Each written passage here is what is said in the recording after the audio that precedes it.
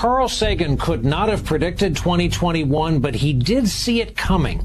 He wrote the following back in 1995, and we quote, "I have a foreboding of an America in my children's or grandchildren's time when the United States is a service and information economy, when nearly all the manufacturing industries have slipped away to other countries, when awesome technological powers are in the hands of a very few, and no one representing the public interest can even grasp the issues, when the people have lost the ability to set their own agendas or knowledgeably question those in authority, when, clutching our crystals and nervously consulting our horoscopes, our critical faculties in decline, unable to distinguish between what feels good and what's true, we slide almost without noticing back into superstition and darkness. The dumbing down of America is most evident in the slow decay of substantive content in the enormously influential media, the 30-second sound bites now down to 10 seconds or less, lowest common denominator programming, credulous presentations on pseudoscience and superstition, but especially a kind of celebration of ignorance." Roll that around for a while. Those were among his final published words. He died 10 months later. Here we are 25 years later, realizing just what he was trying to tell us back then.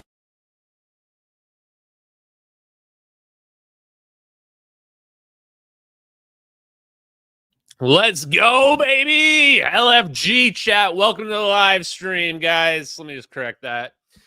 Hope you guys are having a great day. We've got a great live stream set up for you guys today. Guys, right off the bat, new UFO hearing was announced. I know you guys are just as excited as I am about it. New UFO hearing. If you don't believe, here you go. Look at this announcement we've got right here. Anna Polino Luna announces new UFO hearing. Oh my goodness, UFO hearing. Who are we going to hear from this time? Let's take a look, guys. Are we going to get, do you think it's going to be Charles Chase? Do you think we're going to get some defense contractors testifying? Let's go take a look down here. Jeffrey Nucatelli, Chief Alexandra Wiggins. Are these real people? George Knapp? George Knapp, the UFO researcher who doesn't even know who I am. George Knapp, who, when I confronted him over Jeremy Corbell telling Joe Rogan that he thought the MH370 videos were fake, didn't even know who I was. I'm the person with the most followers on Twitter out of anybody in the entire UFO community. That's who I am. So we're going to listen to a guy who's not even aware of the person in the UFO community with the most followers on Twitter. Not even aware of him. And then Dylan Borland. 3 people I've never heard of before, who are all clearly military people who are just going to tell us stories. Guys, hold up. Brand new, just in, guys. Turns out a video trailer for the UFO hearing just dropped right now. Here it is. Oh, God. It's a disaster, chat. It's a complete disaster. Oh, my goodness. That was a spoiler alert for next week. In terms of what's going to happen with that UFO hearing, guys. We're tired. We're tired of stupid stories. We've had enough of stories for the last 30 years about, oh, we've been shooting down the UFO aliens and they've been molesting us and we've been molesting them back and reverse engineering their crash retrievals. Like, we've had enough, man. It's time to just either present the evidence or shut the hell up. I'm over it. Either show us the evidence or get out. I'm done with your little scary stories about the boogeyman aliens. They're going to come get us. And the reason why I'm really over it is the same reason why I'm over Avi Loeb and his dumb alien rock crap. Because it's literally regressive thinking. It's a regressive approach. We're not moving forward. We're moving backwards. A congressional hearing should be about what's the evidence? What is the actual evidence? Present the evidence and let the evidence speak for itself. If there's not that, then there's nothing to do. When I'm looking at a rock flying through the sky normally, and you go, no, it's a magic alien rock. And I go, well, is it not moving in a normal way? No, it's moving in a normal way. Is it accelerating or decelerating when it shouldn't? No, it's doing all that normally too. Then it's just a damn rock. Aliens aren't flying around on rocks because they're not primitives. This isn't the Flintstones. Aliens aren't flying around on rocks, which means they're not using primitive technology and they're not less advanced than us if they can get to this Earth. And we should be focused on what is that technology that would be required, not focused on, ooh, I saw something in the sky. Isn't that spooky? You should buy my book. You should watch this movie that we can't sell to even Netflix. Netflix won't even buy it. It's so trash. I'm talking about Age of Disclosure. Let's just be 100% real about the Age of Disclosure movie. The reason why that's not available anywhere on streaming is because no one wants to pay for it. That's what's happening. Nothing else is happening, really, dude. Nobody's preventing the movie from being shown. Everybody wants to make money. Everybody likes making money. That's one thing I'm sure about this world. So the only reason why it's not available somewhere is no one wants to pay for it. And good. No one should pay for it. We need to stop paying for this trash. We got we have a great show for you guys tonight. Lots of amazing clips that we're going to be playing here today. The first thing I want to say is this is absolutely an information war. There was a great comment earlier on one of my posts about my FOIA request, saying that we didn't really get any hard evidence from the FOIA requests. Yeah, maybe not. It doesn't say the secrets of how to make the orbs or whatever, right? But that's not what we're looking for anyway. This is an information war. This is an information war. This is a war about making people wake up to what is just sitting out there right in front of them. And we are winning that war. We are winning it amazingly. Look at how viral the Redstone Arsenal post went the last 2 days. People think like we have to push for that. We don't have to do anything. I don't have to do anything. We are winning this in a major way. The UFO people are seeing through the bullshit now. And they're going, where is their failure taking them? Back to me. Back to me, chat. Every time the UFO community fails, every time Ross Coulthart steals one of my posts, every time Ross Coulthart says some crap about a buried UFO, every time Ross Coulthart make some bullshit story up that doesn't come to fruition, like the egg video, more people go, maybe it's this guy, Ashton Forbes, who's posting nonstop physics, science papers, science theory, who all these physicists and engineers are afraid to talk to. Maybe there's something to that. We are winning this war. And when people say stuff like, Ashton is gaslighting you, Ashton is, pushing propaganda. You know what? In a way, they're right. In a way, they're right. And do you know what? Hey, CIA, are you there? Knock, knock. Knock, knock, CIA. Do you know where I learned it from? I learned it from you, Dad. I learned it from you, CIA. How do you think I learned how to manipulate people and do information warfare and build a social media following? I watched what the scummy pieces of shit were doing all over Reddit and all over the internet ever since the internet existed, and I just copied it. I copied your tactics. So when you want to get mad at me or whatever, you get mad at yourself, CIA. You get mad at woo! Damn, that clip goes hard as hell, chat. It goes hard as hell. Because that's the reality of the situation. People think I'm trying to win. I'm not trying to win. No, I'm just a cog in a wheel. I recognized that a long time ago. Long time ago. I'm just going to do what I was put on this planet to do. And what I was put on this planet to do is expose every single piece of technology that you are hiding from us. Every single one. And I will sit there and I will steal everything. Everything that you've been hiding. I'm going to figure out how all your little games work, how all your little shell companies work, Lockheed Martin, Sierra Nevada Corporation. Figure out what Space Force is up to. Just going to expose it all. I don't give a shit that it's about nuclear weapons. You know what? Maybe long after I'm dead, people will look back at these live streams and find some meaning in it. I'm not looking for meaning. I'm not looking for meaning. I just saw the bullshit that you were doing to us. And I said, you know what? We're going to give it back to you. We're going to see how you like it. We're going to see how you like it when somebody else flips the game around on you, when they know what you're hiding. And those MH370 videos are 100% real. 100% real. And that is their weakness. That is their Achilles heel. That's the thing that they can't fight against. So when somebody, what is our approach? What is our approach? We know the videos are real. We know they have the technology. We just have to ask the right questions. We just have to ask the right questions and look in the right spots. And chat, we've been doing that. We've been doing that. So I want to right now make an announcement that we have found yet another Black Project engineer.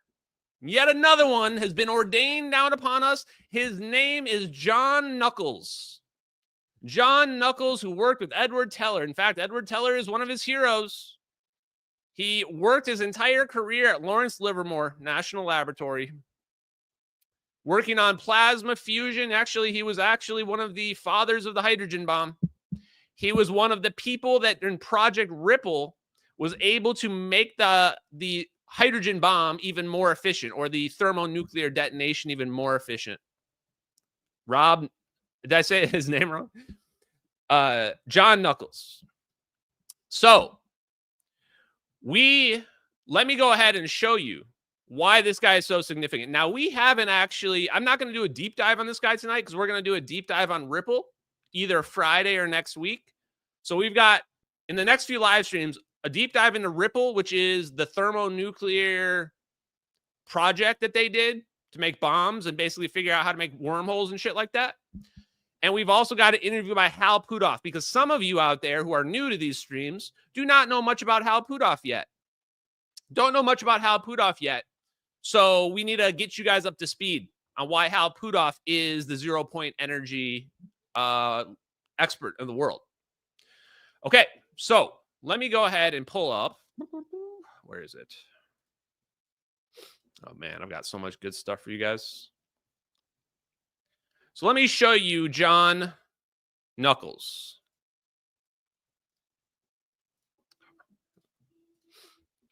So this is just a Wikipedia on John Knuckles. We're not going to go through all of it, of course, because it's quite long. But I think just the most initial parts are pretty significant. He's best known for the development of inertial confinement fusion. The development of inertial confinement fusion, chat, ICF fusion, that right there is literally the fusion that Friedwart Winterberg said was classified for national security. This guy developed it. This guy is the father of inertial confinement fusion. Booyah! I love it. I love it, chat. Which is a major branch of fusion research to this day. Well, kind of. Now, let's take a look at his awards. He won the Ernest Orlando Lawrence Award, the James Clerk Maxwell Prize for Plasma Physics in 1981, and the Edward Teller Award in 1991. The Department of Energy Distinguished Associate in 1995, the Lifetime Achievement Award in 1996 by Fusion Power Associates, and the Secretary of Defense Medal for Outstanding Public Service in 1996 as well. Finally, the Enrico Fermi Presidential Award last year. Wow. So I read all this already, and I'm not going to show it all right now, but we'll take a look at that later. Instead, I want to show you this. Yeah, and the other thing I want to point out is this, chat. He's 94 years old. Another one. The dude is either in a hyperbaric time chamber somewhere right now, or they've got life extension capabilities. Like, they're 95. How many standard deviations away from the mean? Life expectancy is like 75, 76 in America. These dudes are living 20 years beyond life expectancy. Like Friedwart Winterberg, Hal Puthoff, John Knuckles. And keep this in mind here, because I'm going to show you something right now which reinforces this. I didn't expect it, but in the back of my mind, I'm sitting here thinking, how are these dudes so old? Women live longer than men, chat. So it's not that crazy for a woman, even though it's still pretty damn old. these guys living like 20 and functional years. Like these aren't people that are like crippled or whatever. Like Hal Puthoff is talking to people. John Kramer is also way up there. Like this is also significant. This age thing is really significant. It's not something we should just be glossing over because there's another aspect to it as well. One aspect is they definitely know more about the universe. Therefore, they know how to stay healthy and they know what kind of medical stuff works and what kind of medical stuff doesn't work because they know the universe better than people. The other aspect of it is this. There's a different angle to this. They're waiting out the clock. People ask, when is disclosure going to come? Well, it turns out all these people who've been hiding this, they're all about to die. They're all about to die. Hal Puthoff, like Eric Davis is a little bit younger, but like Hal Puthoff, John Kramer, George Miley. I mean, how many can I name? George Miley, Friedwart Winterberg, John Knuckles. Like these people all know. They all know, and they're all about to die. And so as long as they die before they have to tell the truth, then they're off the hook. So part of the reason why we're not getting disclosures, these people are still alive. Now, this is not an endorsement to hurt them. I really look up to them. I wish I could talk to them before they die, but I think they're just too afraid that I'm going to be able to expose them. I mean, truthfully, that's what I think the situation is. It's insane that I'm actually saying that nuclear physicists are terrified to talk to me, but it's actually true. It's actually true. And the other part of this, I want to explain real quick while I have you guys here talking about this. Some people ask, like, how did we get to this nuclear angle? How did we go from those videos to this nuclear? And I'm 100% sure that those videos are nukes. I mean, just, not exactly the nukes that we think of, but it's nuclear technology, nuclear physics. The first thing that led me there was John Kramer, actually.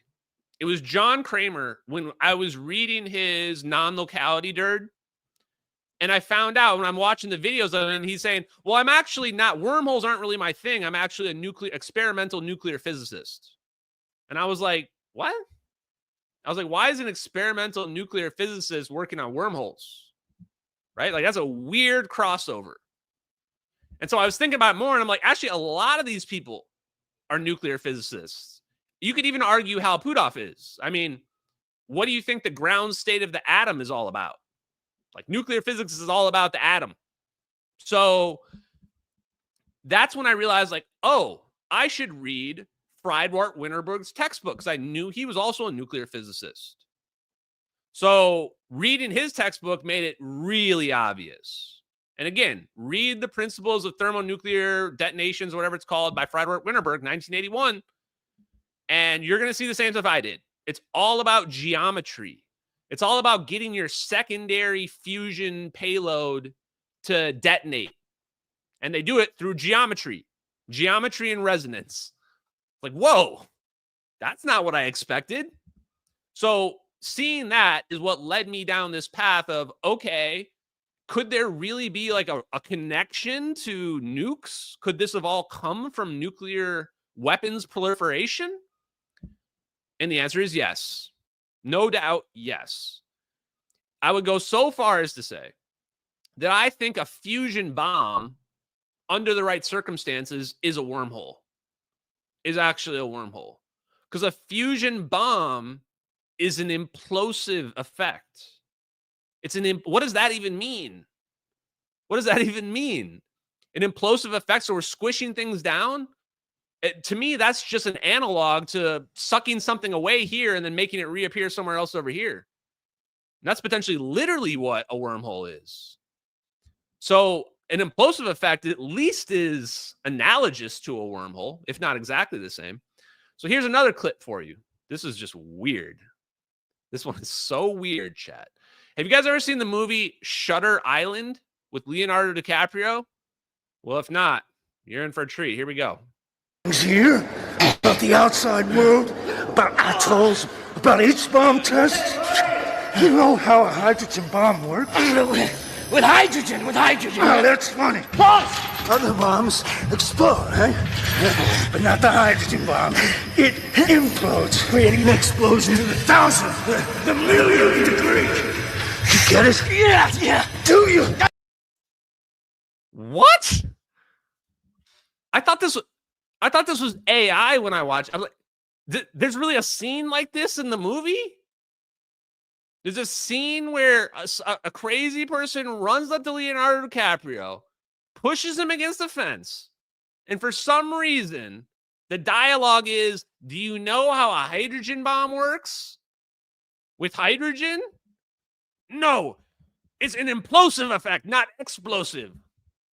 This is like actually super significant and super legitimate. But how would you even write this? What, I mean, someone was just like, hey, let's just have him be crazy about the hydrogen bomb out of every possible thing he could have said here. Because this is actually potentially real. Like, people don't know the difference between a nuclear bomb, an A bomb, and an H bomb. We've never seen one before.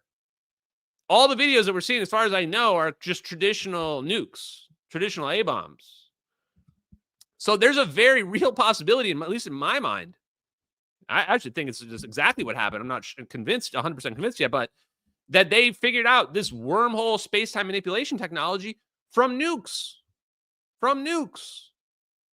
And why I think people say, well, some people have, I think I saw like 2 different people saying that it was Jack Sarfati and that the other Jack, Missile Man, I think his name is, saying, oh, well, if this was true, then one guy said supernovas would be manipulating space-time. They probably are. They probably do. What do you mean? A supernova, why wouldn't a supernova manipulate space-time? It must. It at least produces gravitational waves. And then Jack Sarfati once said, well, a nuke would have manipulated space-time. This was before I even went down this rabbit hole. The funniest thing is Jack Sarfati says, if that was true, the Hiroshima bomb would have manipulated space-time. No, because it's an explosion. It's an explosion. Like, do you understand pressure? Like, when you explode something, it's because it's all spreading out. It's all spreading. So it's getting less dense. That's the whole point of the explosion. When you're imploding something, it's getting more dense. It's getting more dense. What is required for space-time manipulation? Energy density. Energy density, not a decreasing energy density, an increasing energy density. The more you increase your energy density, you warp space-time. And if you increase it enough, you can make a hole in space-time. At least that's how the theory goes. So yes, I do think that nukes can manipulate space-time under the right conditions. And I think that's what they literally did. So they literally figured it out. Now, John Knuckles. Basically, he was working on trying to make the thermonuclear bombs even more efficient. He was trying to make it so that he found out that they could use lasers as the trigger. And then he said, oh, well, we don't need the A-bomb anymore. He was trying to figure out, how do we make a fusion bomb without the A-bomb? Without the explosive part of it. A clean bomb. And talked about doing it to potentially produce energy as well. Once I saw that, I was like, holy smokes, chat. Oh, time to use our new clips I've got. When I heard John Knuckles, or read about John Knuckles, when he was basically trying to make a clean fusion bomb, which is what we might be looking at, that was full on. Oh, we got the sound going now, guys. Get ready. Balance. Creates a Balance. creates a Soundboard is ready, chat. I love upgrading my productions. Okay. I want to show this. Where is it? God, I have so many clips, I just realized. Okay. I'm trying to think of where it starts here. Okay. Okay, where is it? Okay, yeah, here we go. I got it. This is the Enrico Fermi 2024 presentation. So I found it, of course, chat. Never underestimate Ashton Forbes's research capabilities. The moment I found out that this dude won the Enrico Fermi, I was immediately like, oh, we're going to find that video of that presentation. There's only like 20 people in this audience. So let's listen to the part about our boy. Had a long history with the Department of Energy. Not really all that long. but long, indeed. With one of our powerhouse national labs, one of our many, not to choose favorites, but he was director emeritus. He is director emeritus of the Lawrence Berkeley National Laboratory from 2009 to 2016. That makes substantial contributions. Final laureate for this year. Final laureate for this year is Mr. John Hopkins Nichols. He's recognized for pioneering inertial confinement fusion and high energy density physics. And you haven't Is it heard those Nichols? words in the last couple of years. You've been in a hole somewhere. Knuckles, and outstanding contributions to national I've been security saying his name wrong, and chat. visionary leadership at Lawrence Livermore National Laboratory at the end of the Cold War. Mr. Nichols is celebrated for his groundbreaking contributions to inertial confinement fusion, or ICF, and high energy density physics, HEDP. His pioneering work on nuclear explosive design and the vision for achieving fusion ignition using high power lasers have laid the foundation for numerous other innovative technological advances. These advances, these innovations have resulted in significant scientific achievements, including the recent record-breaking experimental results of the National Ignition Facility, shortened as NIF. I have to give you all these acronyms because this is all we talk about at DOE is acronyms. At NIF, and of advanced U.S. national security, energy innovation, and fundamental sciences. He advanced national security, and he is being credited with getting ignition to happen at the National Ignition Facility, which just happened, according to the public, a couple years ago. Okay, yeah, this dude, we need to make an amendment to our Black Project tier list, chat. I think we're going to have to get my boy John Knuckles, however we say his name. Don't at me, chat. We're going to have to add him up there. He's already right now at like an A. He's already encroaching on the S territory here. So I have a feeling a lot of these dudes connected to the fusion bombs are going to be in that S tier Black Project. And I think this dude got like no recognition. Like, yes, he's getting all these awards, but just like look at it from a realistic perspective, right? Like these people are doing stuff that if the public knew about it, they would be like on CNN, right? They would be like publicly famous, right? Instead, they're just famous in these small physics and engineering communities. Like, yes, you're a Nobel laureate, but if I go talk to somebody on the street, nobody knows who the hell you are. They never heard of you before. They know who Drake is.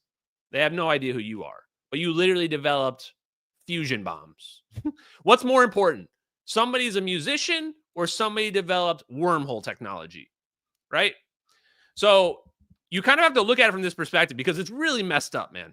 It's a really, really messed up situation that these guys have been working and doing all this technology, but it's all secret for national security.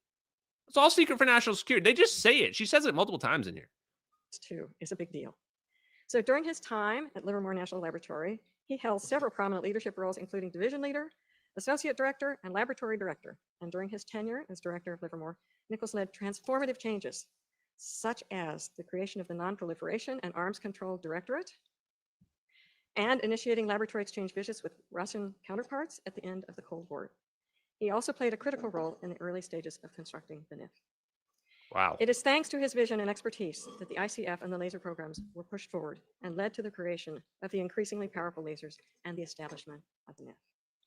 His efforts spurred national and international collaborations and paved the way for new scientific fields and technological advances with widespread benefits.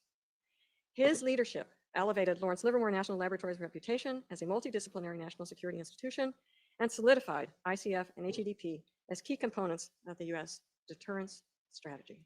Key components of the U.S. What does she mean?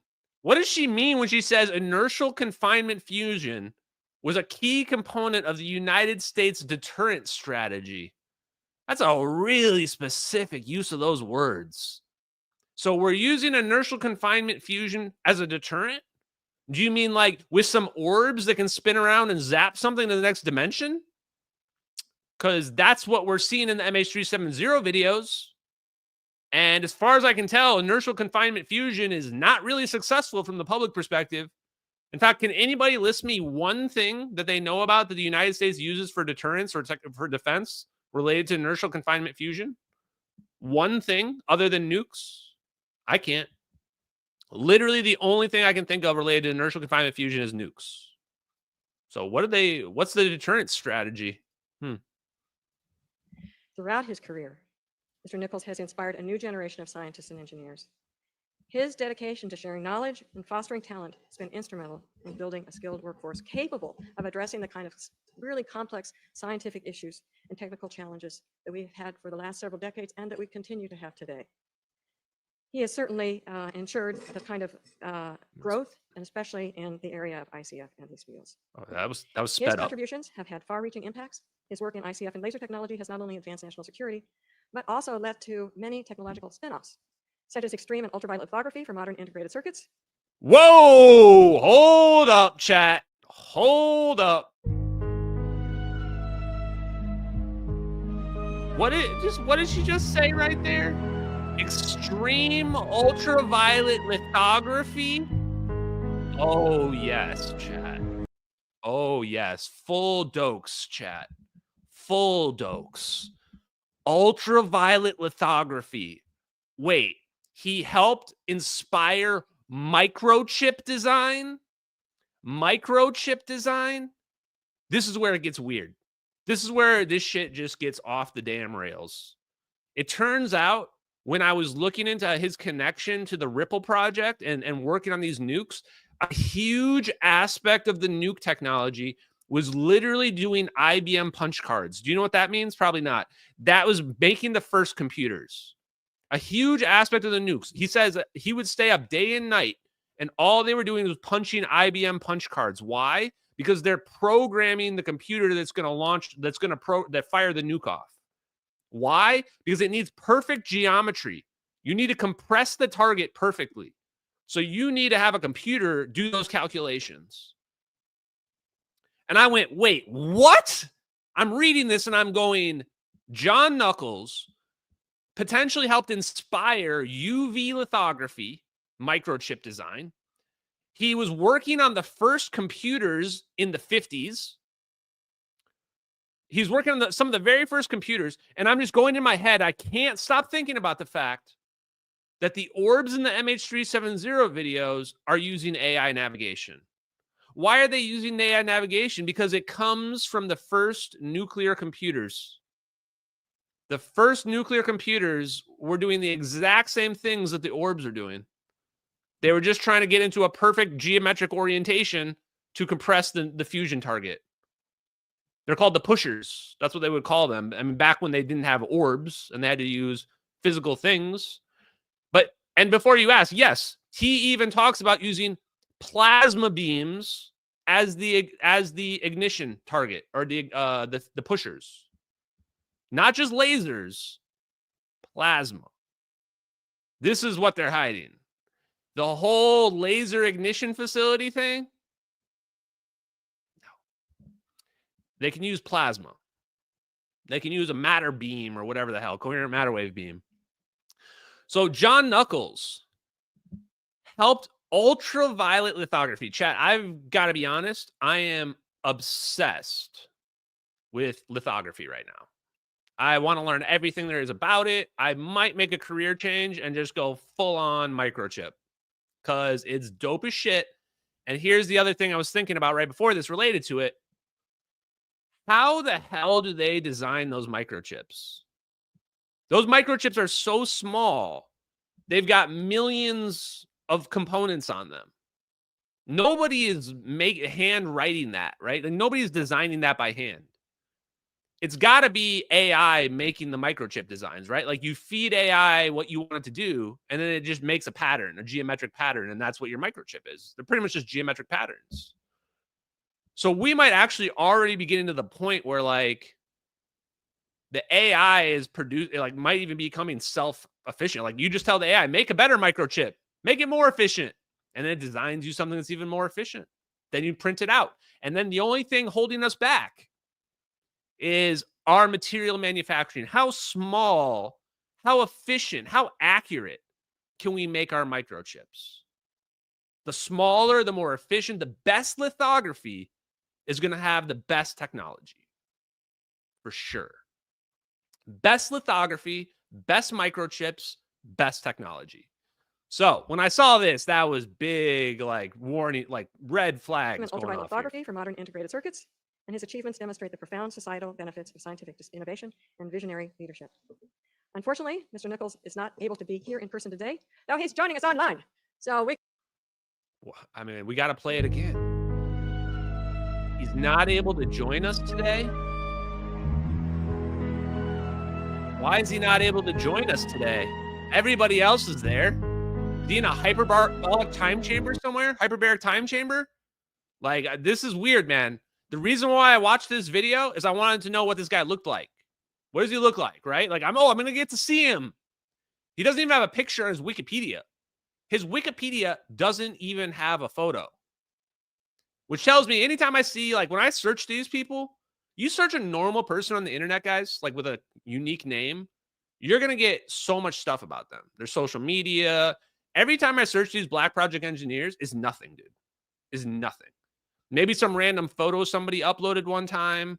They have like no social media presence except for like LinkedIn, which is weird to me, but yeah.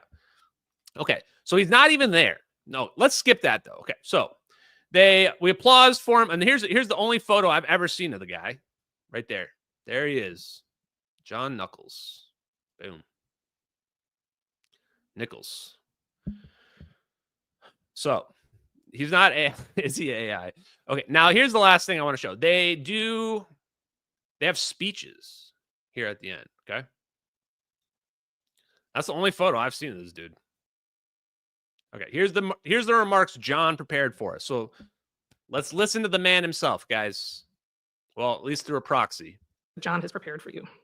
I'd like to thank the Biden administration and the DOE Office of Science for honoring me today.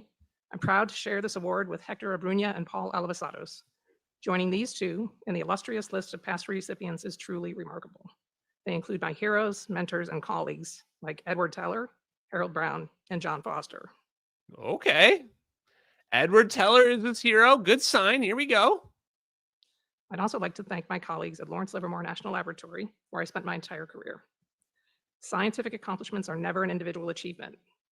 We build on the work of our predecessors, expand our knowledge through collaboration and competition, and pass forward new problems and ideas to the next generation of scientists.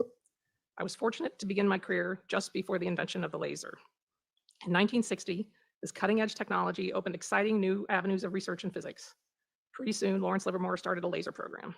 From the start, I believed we could use a laser to achieve fusion ignition. Lawrence Livermore emerged as a leader in both laser research and supercomputing, which proved fortuitous. Without supercomputing, we could not have done the calculations necessary to advance this work. As happens in most careers, Hold up. Without supercomputing, we couldn't have advanced this work. From the start, I believed we could use a laser to create ignition from fusion. Laser to achieve fusion ignition. Lawrence Livermore emerged as a leader in both laser research and supercomputing, which proved fortuitous. Without supercomputing, we could not have done the calculations necessary to advance this work. As happens in most careers, I eventually... What are they using, chat? What are they using quantum computers for, chat? What are they using the quantum computers for? John Kramer told us. John Kramer, I remembered it. It was John Kramer. He gets asked. He said, this random interview says, what do you think they're doing quantum computers for? He says, well, they could do the nuclear calculations of the waves because it has all these complex differentials or whatever.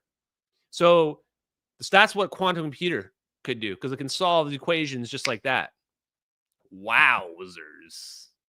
Moved into leadership, becoming lab director in 1988. It was a remarkable time with the end of the Cold War and underground nuclear weapons testing. This provided the impetus for building the laser that could achieve fusion, the National Ignition Facility, or NIF. NIF became one of the main ingredients in the Science-Based Stockpile Stewardship Program, which replaced underground testing with laboratory experiments and supercomputing. Launching this is one of the highlights of my career. We had high hopes when NIF began experiments, but the results did not match our expectations. We had much more to learn to understand these strange results. Okay, right there. I can. He's not even on the screen. Like, that's just him reading through a proxy, and I can tell he's lying. Like, nobody says shit like that. Nobody says shit like that. We had high expectations, but it just didn't. We got strange results. Didn't really work out. No. You fucking know the answer. You solved it. I already read about you solving the hydrogen bomb. Stop pretending like you don't know the answer. Strange results. Like when we detonated a thermonuclear bomb and it was like 3 times the energy released than what we expected. Those kinds of strange results. So this is the thing where, like, these guys are good at lying, or they're good at keeping secrets, I guess is the better way to put it, right? They're really good at keeping secrets. And now we can tell what they're doing. This guy is literally the guy that started the National Ignition Facility. He's the guy. He's the reason why it exists. He's the one that said right from the beginning, I knew we could use lasers to achieve ignition. Okay, then why can't you do it? Then why aren't you doing it? Why hasn't it happened for 70 years? Oh, because it did happen. Why is he getting all these awards if he's been unsuccessful this whole time? Why is he winning the Presidential Achievement Award for Lifetime Achievement Awards, all this shit? If he hasn't done anything, why is he getting all these awards? Where's fusion? Where's fusion? When are we going to get fusion? Tell me exactly when we're going to get it. This guy's 95 years old. He's about to die. Of course they figured it out, guys. Of course they figured it out. And then what they do, because academics are stupid as hell and so easily misled. I mean, honestly, academics is just insane how gullible they are, you know? All you have to do is you have to put somebody in a lab, make it look nice and fancy, right? And then he just comes in and tells them what to do. And he just ensures that they'll never actually get there. And if they get too close, he might let them in, but makes them sign the NDA and they can never talk about it, right? This is all they do. That's it. The people that are ignorant, that are never going to figure it out, like the Brian Keatings of the world, for example, like he's never going to figure this shit out. He had no chance of figuring this shit out. They know those guys are never going to figure it out. Doesn't matter. You could even show it to them. They're not going to figure it out. But there are smart people out there that will figure it out, right? That will. They'll be like, wait, something's not adding up here. Like I'm doing these results and like I'm seeing this self-stable plasma here. Like, why is this happening? Those people, those are the ones that they look for. Those are the ones they go, okay, we're going to bring you in, right? You're going to come work for us for national security now. The problem with that is that now you can never talk to anybody about it, ever. And if you do, we can kill you. If you think I'm joking, I actually looked it up. No, they can literally, the death penalty is on the table for leaking nuclear secrets. The death penalty is literally on the table for leaking nuclear secrets. And that's if they care about the law. That's if they actually care about the law.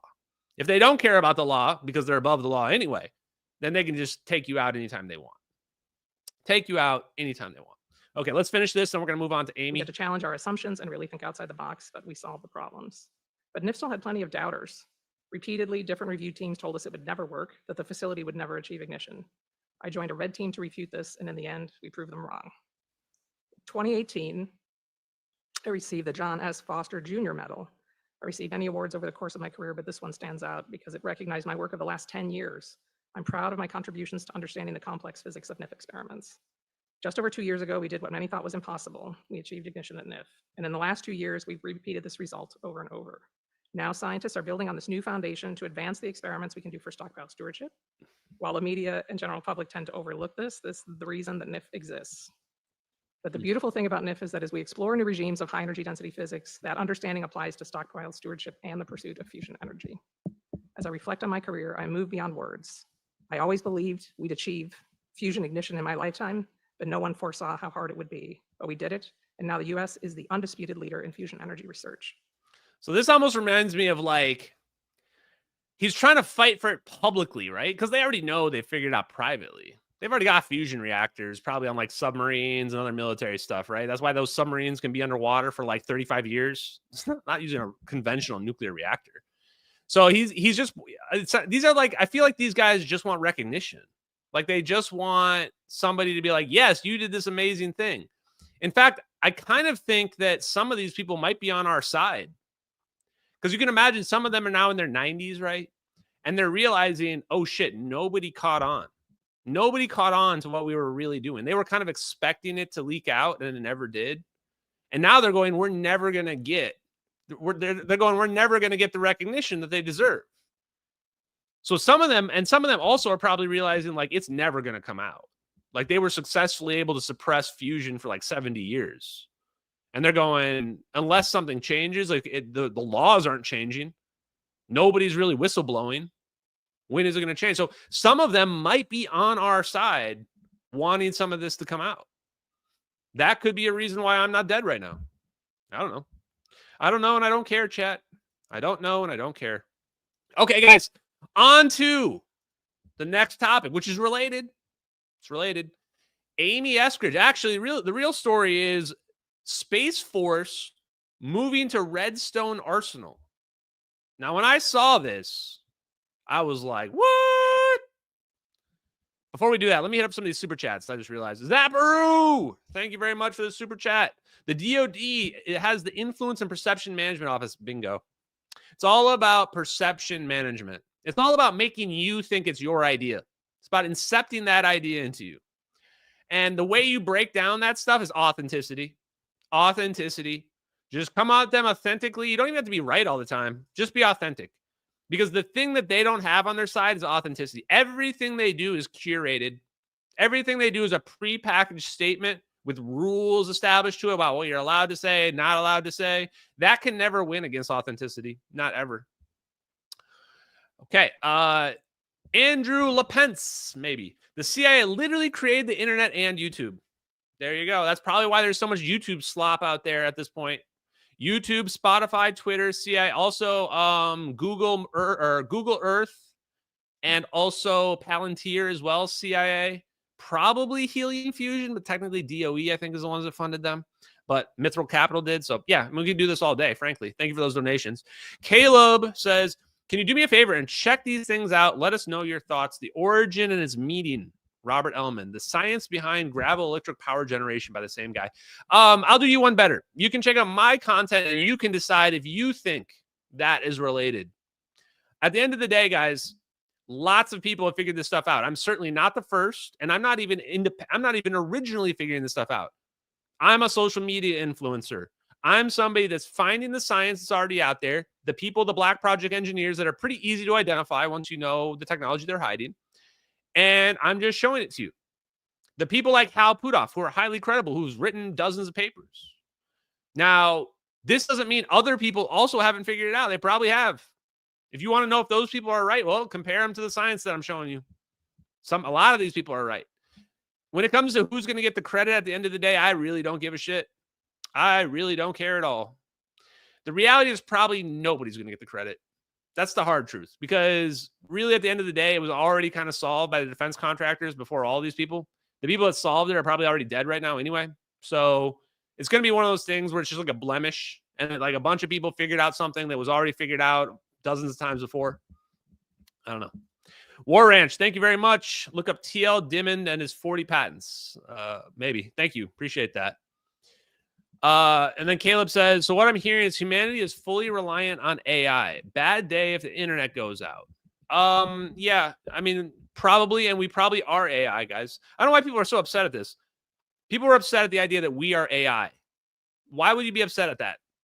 Who cares if we're AI? At the end of the day, whether or not we're AI, we're not any different. We're still what we are.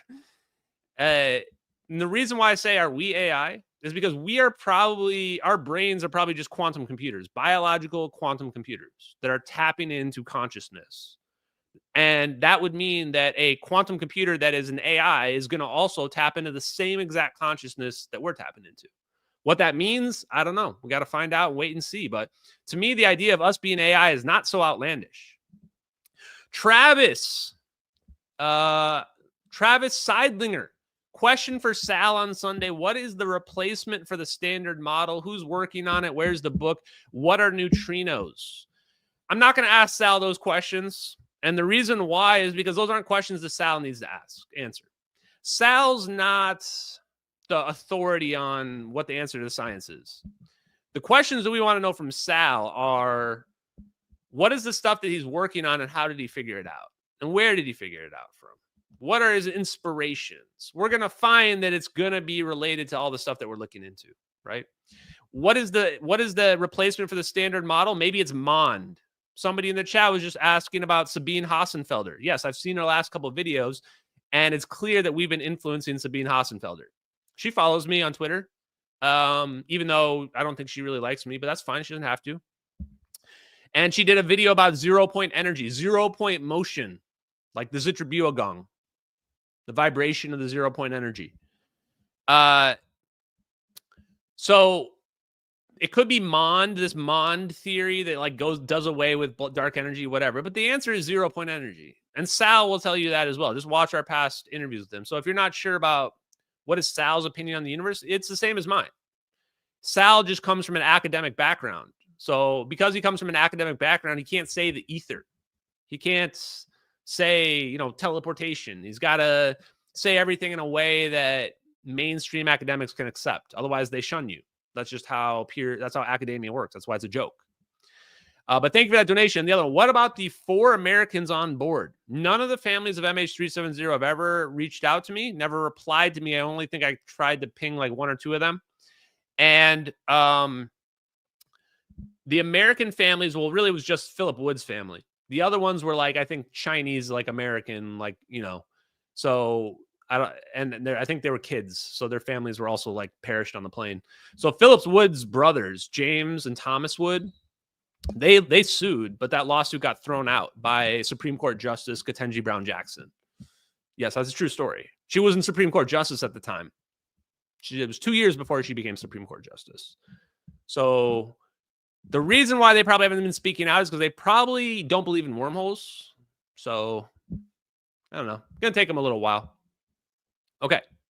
And then let's take a look at the Pilled chat, and then we're going to get back onto this. Sorry for sidetracking us. Damn, Pilled chat. You guys are popping off tonight. Nice to see you guys. Leo, gift of the cookie. I tried to find where you ran the video through AI.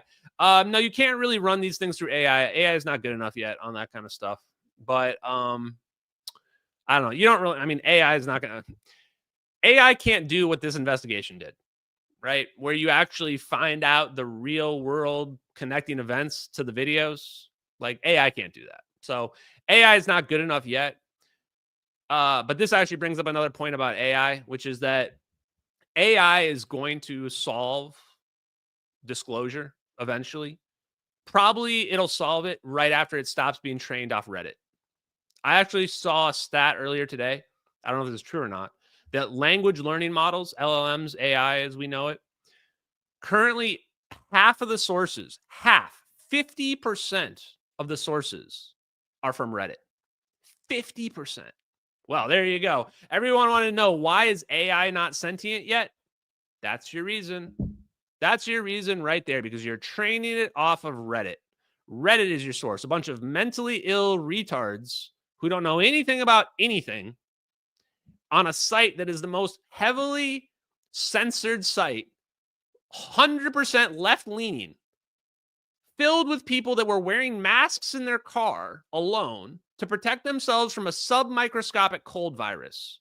Those are the people you're relying on for science and facts. Then your AI is going to be retarded. And that's why they are retarded. That's why when you ask AI shit, it gets it wrong all the time. This is literally being trained by retards. The moment they stop training AI off of Reddit, the moment they tell the AI to go watch all my videos, the AI is going to solve physics. It's crazy that that's how simple it is. That's how simple it is. Sometimes the problem isn't even that complicated.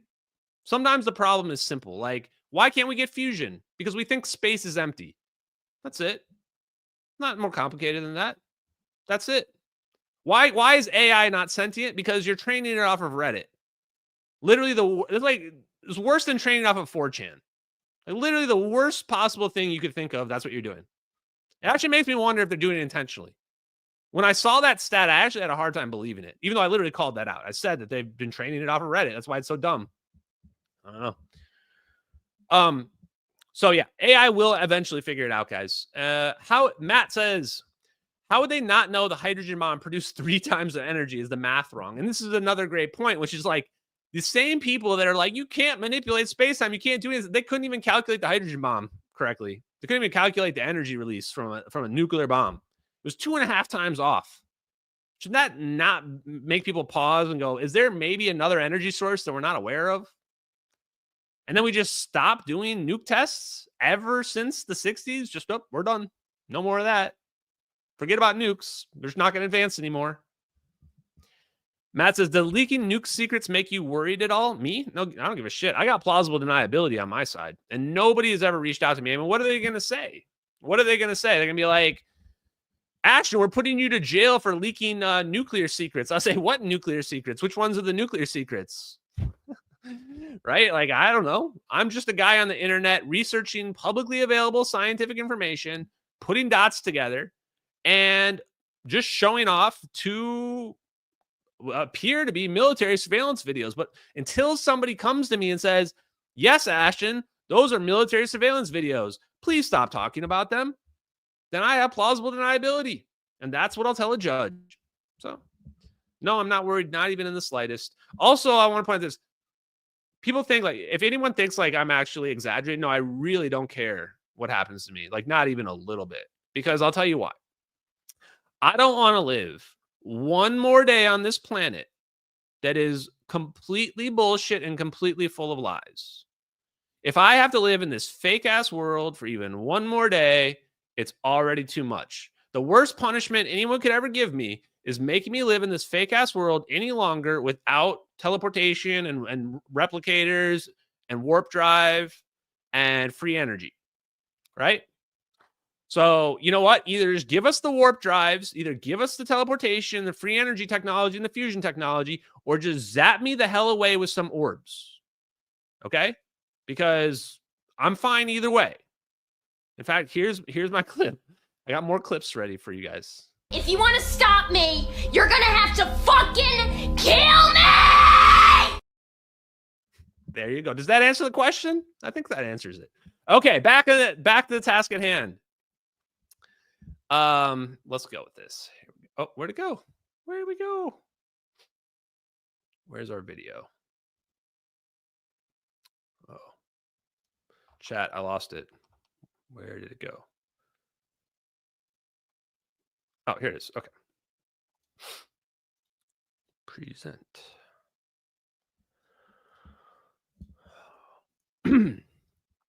Where's my clip? Oh, we've been going viral. Okay, so yesterday, Trump made this big announcement, guys. He said Space Force is moving to Redstone Arsenal. Now, I've only heard Redstone Arsenal get mentioned twice before. One of those times was by Tom Bearden. Tom Bearden. So I didn't know what Redstone Arsenal was a couple years ago. We're not going to do a deep dive in Redstone Arsenal, but Redstone Arsenal is also known as Rocket City. Rocket City. Apparently, a bunch of buildings are named after Werner von Braun there. And it's got Redstone Arsenal is a military base. It's got NASA Marshall Space Flight Center right next to it. It's got Lockheed Martin facility. It's got, I think, a L3 Harris facility. So the defense contractors are also there. So everybody is right there. Actually, the craziest thing, I think I can find the clip of it. So actually, you know what? Let's just listen to some clips and then we'll react. So I don't actually credit to someone else because I was thinking about making a post because when I saw this news about Space Force moving to Redstone, I'm like, Space Force is probably the ones that control the orbs, right? And moving to Redstone Arsenal is definitely a strategic decision to be next to all of those facilities, next to NASA, next to Lockheed Martin, next to the building, the facilities. All your stuff is right there. So somebody sent me this timestamp of the Amy Eskridge interview, the famous Amy Eskridge interview that actually I helped make famous. Now, I wasn't part of it. Like Jeremy Reese was the one that was recording this. I want to point out, a lot of people say, Amy's drunk. She's high in this video. I don't even know if she knew this video was recorded. I don't even know if she knew this video was recorded. So you got to give her a little slack here. As far as we know, she was just drinking some beers, having a good time, talking with her buddies, trying to figure out how disclosure was going to come out. The only reason why this video ever even came out was because she died and became this huge controversy about it. And so Jeremy decided to leak this video on the internet, like, what was it, like a year and a half ago? And I got it and I started clipping it up and I started posting the clips because the stuff she was saying was wild. And so those clips ended up going pretty viral. Now people share them all the time. In fact, you can tell when they share my clips because I used to use this caption style that is like pretty unique when I was still trying to learn.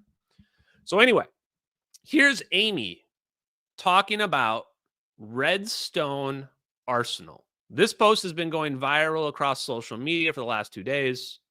Here you go. Let's go. Let's make it full screen. It's not that long. Disclosure is going to come out of Huntsville, Alabama, out of Redstone Arsenal. Redstone Arsenal in Huntsville, Alabama is the biggest fucking deal that you've never heard of. It's the biggest fucking deal that you have never heard of. And so we need a documentary to drop at the same time that establishes the credibility. Because the fact is that we have deep and wide, extensive credibility that no one knows about because you're not supposed to know about it because it's in Alabama, it's obscure. You're not supposed to know about it. That's the point. Disclosure is going to come. So here's the thing, chat. Even if she's drunk in this video, that doesn't make it any less true. Like, when I watch that video, it's not like I'm watching like a drunk, crazy person ranting about nonsense. This is her real experience that's coming out in her words throughout the whole video. This is more like somebody on the inside got a little too drunk and they just couldn't hold back the truth anymore. She started naming people in this interview, like some dudes' names that were a part of these projects and things like that. She was saying Hal Puthoff and Lou Elizondo are evil. I mean, she was putting it out there. She was saying that they figured out anti-gravity. It's been figured out multiple times. And here she is saying that disclosure is going to come out of Redstone Arsenal. Why is she saying that?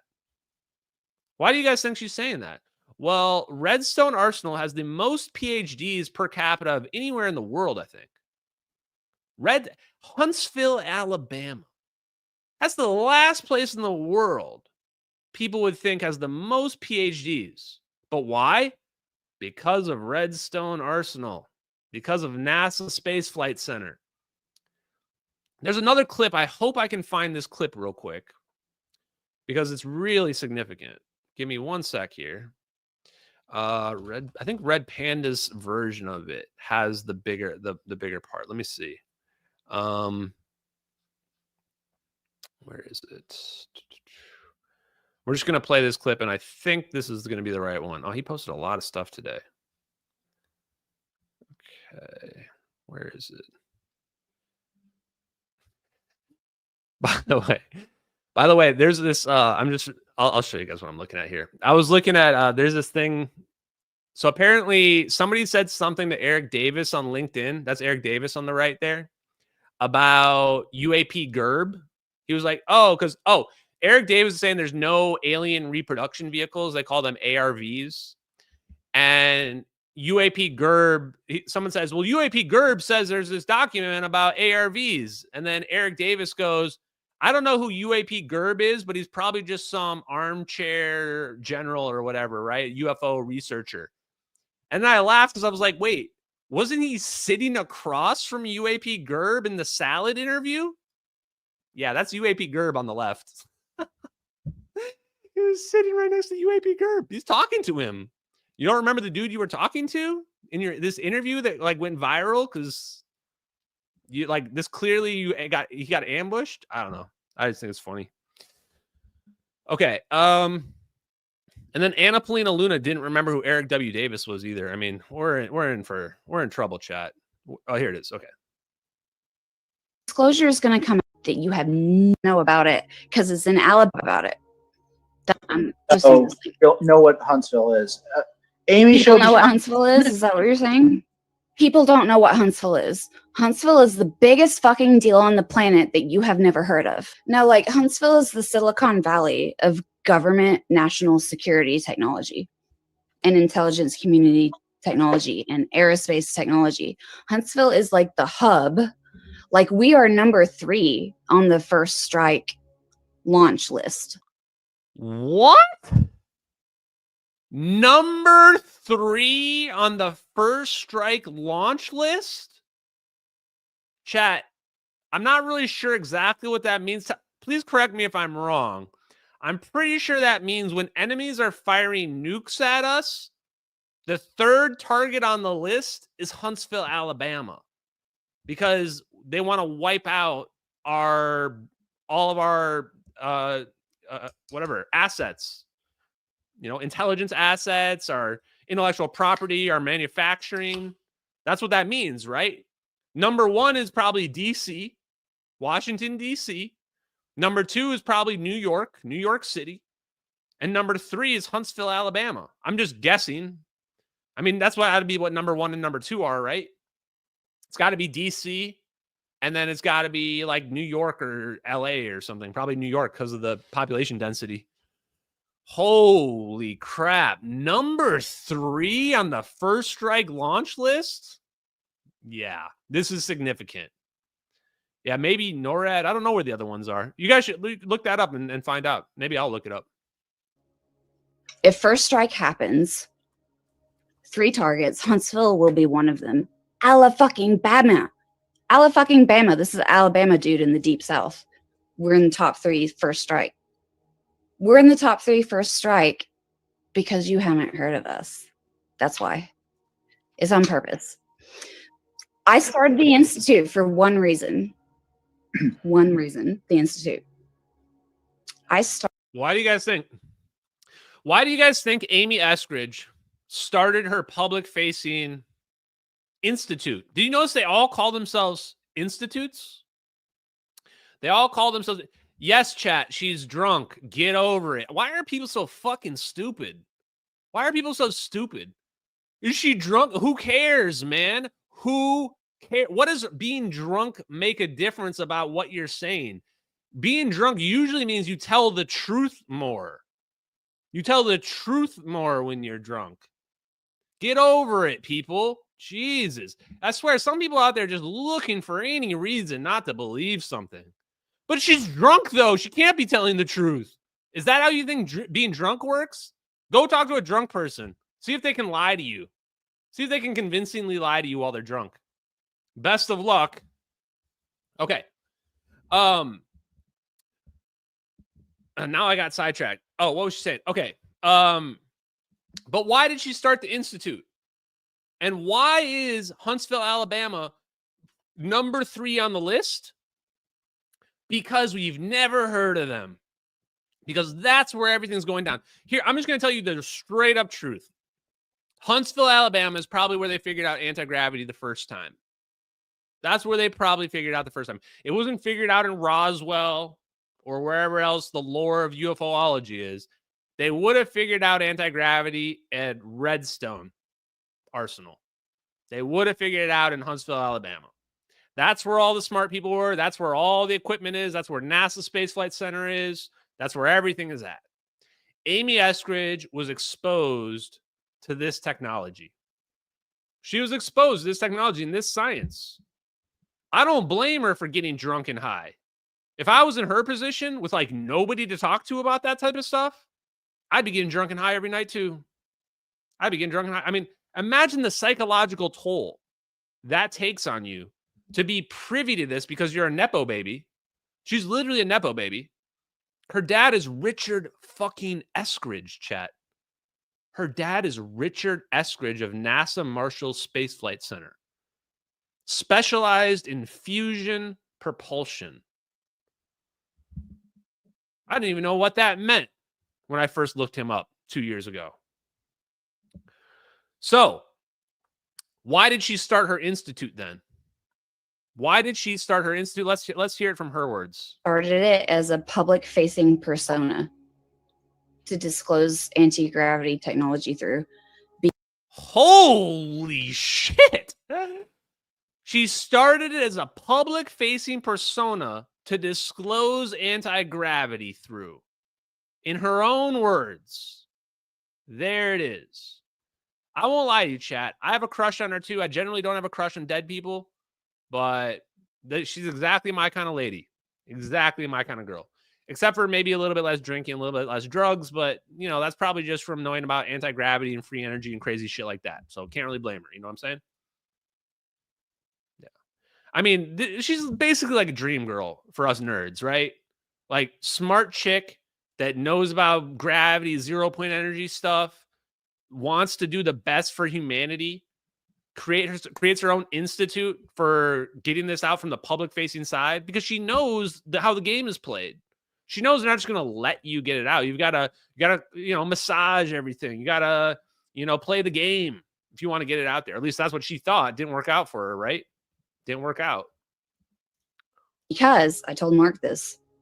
If you stick your neck out in public, at least someone notices if your head gets chopped off. If you stick your neck out in private, fuck you. They will bury you. They will burn down your house while you're sleeping in your bed, and it won't even make the news.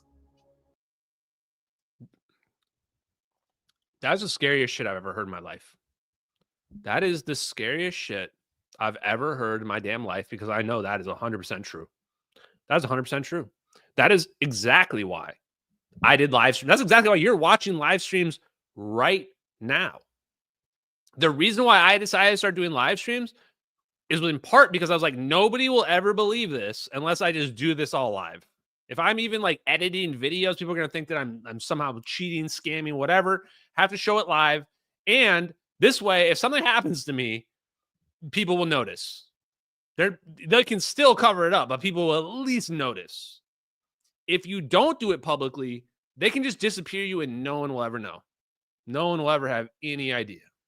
You just had an accident. Some random hobo broke into your house and stomped you to death. It happens, chat. It's a very common thing that happens to people. You know, it happened to, what's his face, Cold Fusion guy, Eugene Malov.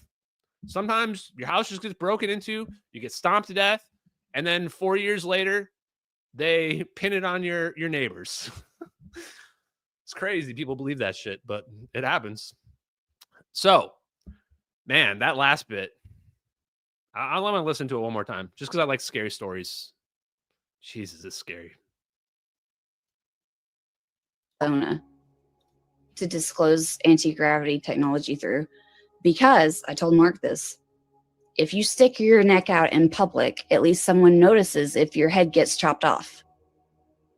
If you stick your neck out in private, fuck you. They will bury you. They will burn down your house while you're sleeping in your bed, and it won't even make the news. So true, chat. They will bury you, burn down your house while you're sleeping, and it won't even make the news. What's crazy is like we literally did this to those Iranian scientists. Those Iranian nuclear scientists, they got zapped. 9 of them were killed simultaneously while they were sleeping in their homes. And then we were just like, we just spread the news. And how does the newspaper report on it? I mean, we literally executed some dudes. And you might say, no, Ash, and that was the Mossad that did that. Chat, don't troll me, chat. Mossad, CIA, it's all the same shit. It's all the same shit. So we execute these guys, and the news is like, we killed these dangerous nuclear physicist terrorists.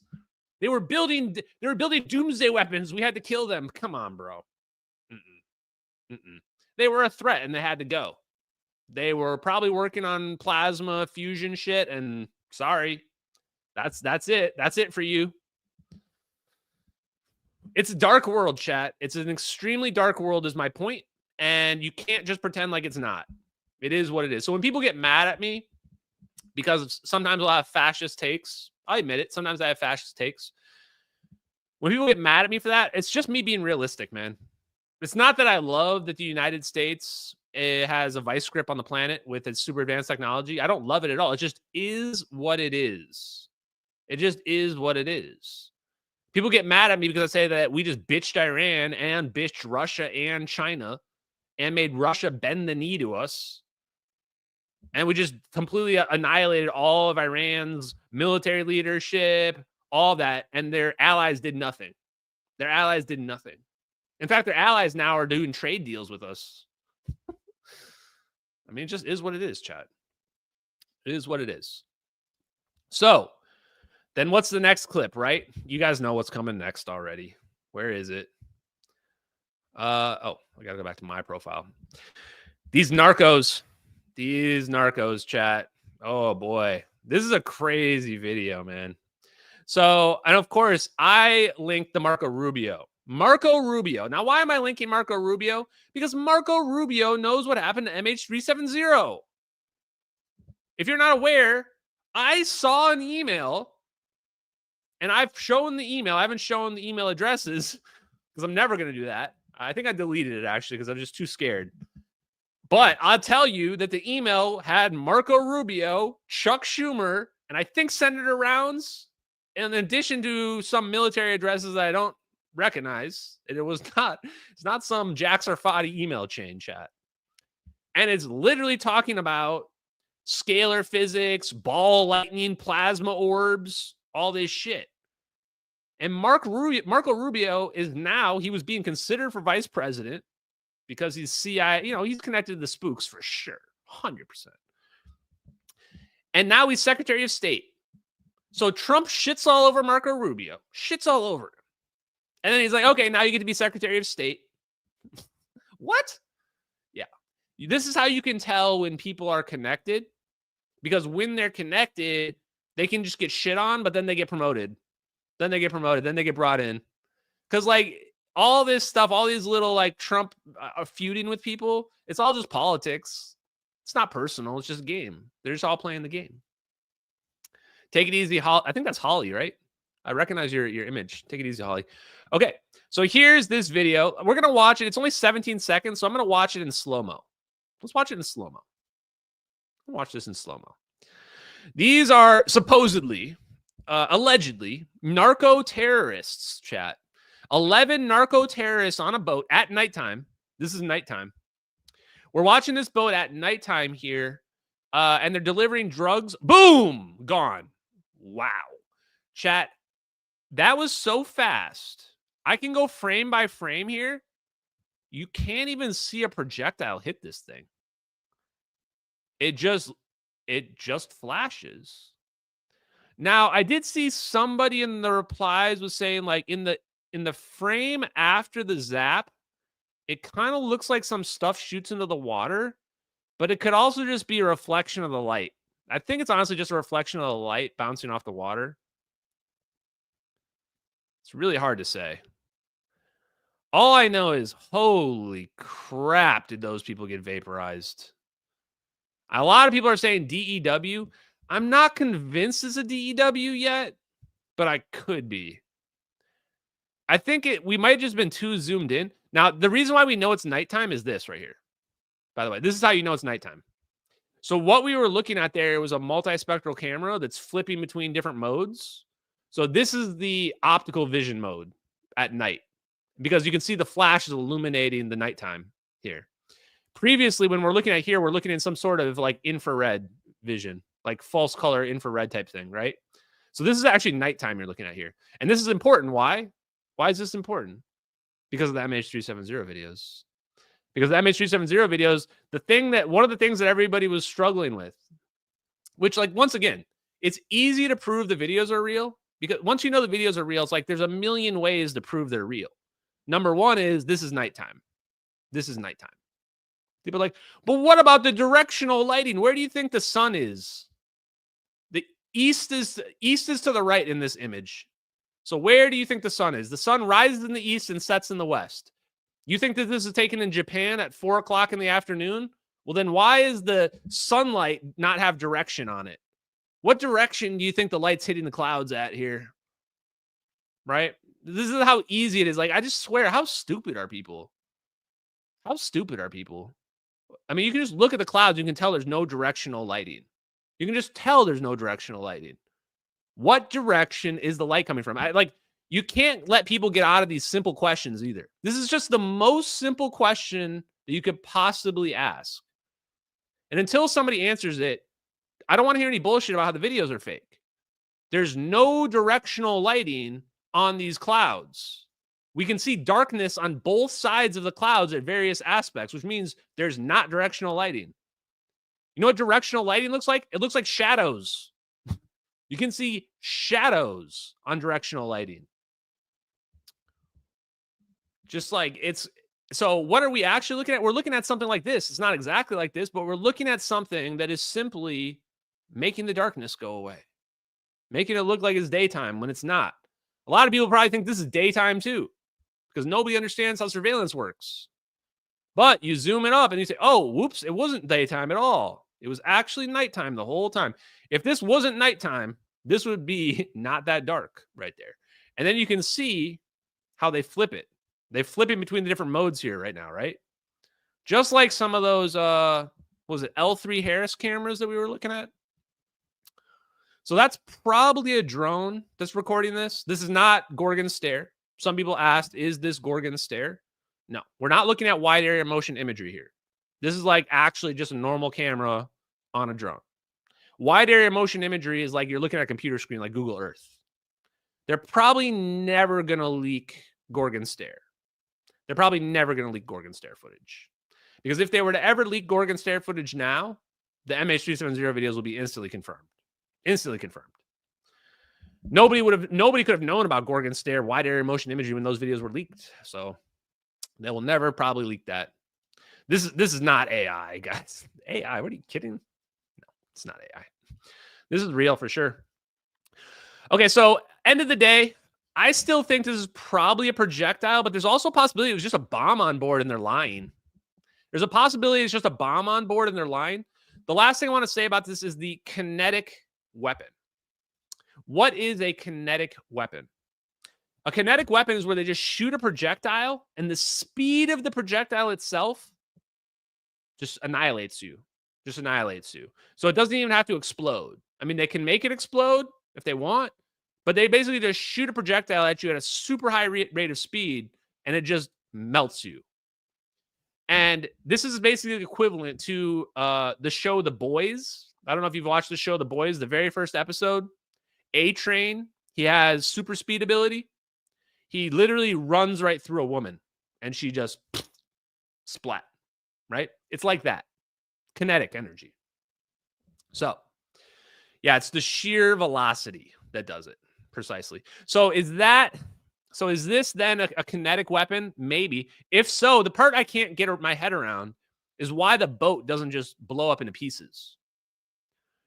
I mean, does it just shoot right through the boat? And the boat does kind of explode, but doesn't. So this might be some very highly specific weapon that's designed to detonate like once it hits the target as a kinetic weapon. But it must be like very localized because that explosion is pretty small. That's not a huge explosion at all. I mean, it didn't even really destroy the boat's like still just moving. Boat's still moving after this thing gets hit. So I don't know. It's weird.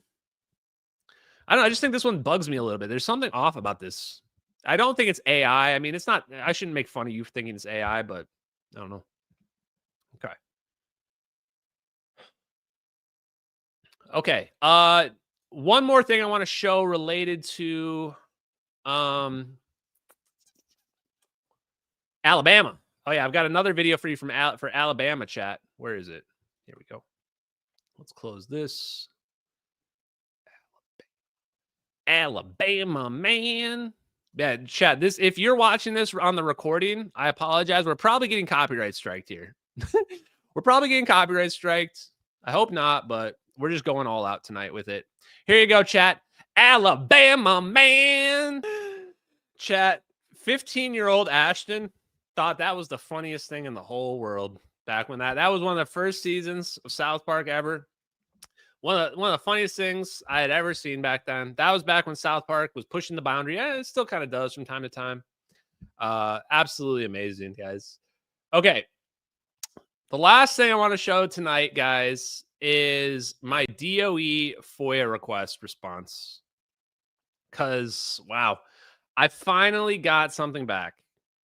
I don't even know how many FOIAs I've done. The rejections, some of the rejections are just email rejections only. They don't even give me a piece of paper.